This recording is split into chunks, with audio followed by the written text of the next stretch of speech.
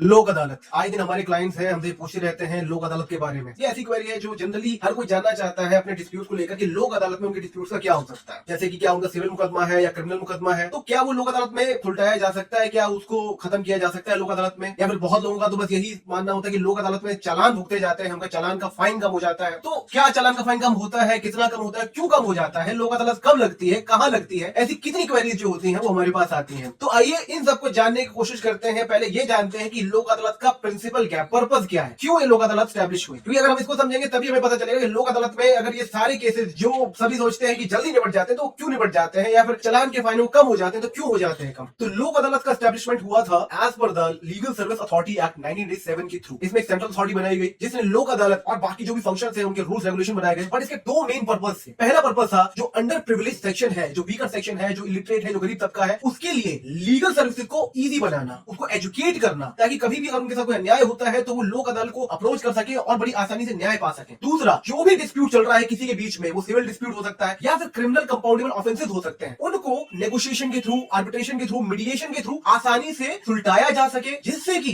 जो कोर्ट के ऊपर केसेस का बर्डन है वो भी कम हो और जो पार्टीज हैं, जो लंबी लंबी कोर्ट डेट्स और कोर्ट के केस जिनका चलने वाला है, वो भी इजीली सेटलमेंट करके इन कोर्ट केसेस से बाहर आ सके। तो कौन कौन से केसेस यहाँ पर गवर्न किए जा सकते हैं। पहले आ जाते हैं सिविल केसेस। सिविल केसेस में दो पार्टीज हैं जिनके डिस्प्यूट चल रहे हैं, किसी पैसे को लेकर, प्रॉपर्टी को लेकर, या फिर मैट्रिमोनियल डिस्प्यूट है, कोई फैमिली डिस्प्यूट है, या फिर कोई मोटर एक्सीडेंट क्लेम है। तो ये सारी चीजें जो है ये पार्टीज लोक अदालत में एप्लीकेशन मूव करके अप्रोच कर सकती हैं और वहां पर बड़ी इजी तरीके से नेगोशिएशन कर आपस में बातचीत कर इसका निपटारा किया जा सकता है। या फिर criminal compoundable offences. Criminal compoundable offences as per the Bharatiya Nagarik सुरक्षा संहिता, जो भी क्रिमिनल ऑफेंसेस जो कि कंपाउंडेबल है, मतलब जिनको आपसी दोनों पार्टी मिलकर निपटारा कर सकते हैं, वो भी लोक अदालत में अप्रोच कर सकते हैं। और तीसरा आ जाता है ट्रैफिक चालान। तो ट्रैफिक चालान होते हैं, लोग बोलते हैं ट्रैफिक चालान यहाँ पे माफ हो जाते हैं और बहुत कम फाइन हो जाता है और बड़ी इजीली हो जाते हैं। देखिए, जो ट्रैफिक चालान से लोक अदालत में कराने से बहुत सारे फायदे हैं। एक तो लोग चालान जिनके कट जाते हैं वो सालों सालों तक बैठे रहते हैं, जब गाड़ी बेचने की बारी आती है तब जाके कहीं चालान भुगताते हैं जाके। तो लोक अदालत करने से लोगों को लगता है फाइन कम होगा तो आसानी से यहाँ पे चालान एप्लीकेशन मूव करके उसको निपटाया जा सकता है। देखिए, जैसे कि इसका प्रिंसिपल था कि दोनों पार्टीज के बीच में नेगोशिएट करके मामले को सेटल करना, तो चालान भी उसी कैटेगरी में एक तरह से आ जाता है। क्योंकि चालान जब भी होता है तो मतलब कि जो वायलेटर है उसने स्टेट के साथ ऑफेंस किया है, स्टेट ने उसके ऊपर फाइन इंपोज कर दिया है, तो स्टेट ने जो फाइन इंपोज किया है और जो वायलेटर है उन दोनों के बीच में नेगोशिएशन होता है कि भाई ये ऑफेंस का जो फाइन है वो कम हो रहा है और आप इसको भर दो। इससे क्या होता है, मामला सुलझ जाता है। तो प्रिंसिपल यही है कि नेगोशिएट करके चीजों को खत्म कर देना। अब कैसे अप्रोच किया जाता है, कैसे स्टार्ट किया जाता है इसकी प्रोसीडिंग। कोई भी आपका मुकदमा चल रहा हो, आपको सेक्शन 20 की एप्लीकेशन मूव करनी होती है, जिसमें एक पार्टी, चाहे दोनों पार्टी मिलकर या एक पार्टी, ये बोल सकते हैं कि लोक अदालत में हमारा केस रेफर कीजिए क्योंकि इसमें सेटलमेंट की गुंजाइश है। अगर कोर्ट को लगता है दोनों पार्टियों को सुनने के बाद कि हाँ ये लोक अदालत में निपटाया जा सकता है, तो वो वहां पर रेफर कर देते हैं। अब जब लोक अदालत में केस जाता है और वहां पे कोई रेजोल्यूशन पास हो जाता है, दोनों पार्टी म्यूचुअली अग्री कर जाते हैं किसी पॉइंट के ऊपर, तब क्या होता है, तब पर सेक्शन 21 अवार्ड डिक्लेयर किया जाता है, अवार्ड पास किया जाता है। और अगर दोनों पार्टी ने वहां पर अवार्ड को एक्सेप्ट कर लिया है, साइन कर दिया है म्यूचुअल एग्रीमेंट के ऊपर, तो याद रखिए कि ये जो अवार्ड है इसकी अपील भी कहीं पर नहीं हो सकती है। तो अगर आप ये सोच रहे हैं कि लोक अदालत में कोई आप डिसीजन लेकर आ गए हैं, वहां पे साइन करके आ गए हैं और आप बाद में उसको कोर्ट में दोबारा अप्रोच कर सकते हैं, तो नहीं। अगर एक भी पार्टी वहां पे अग्री नहीं होती है तो वापस से कोर्ट में केस भेज दिया जाता है और कोई भी डिसीजन उस पर पास नहीं होता है।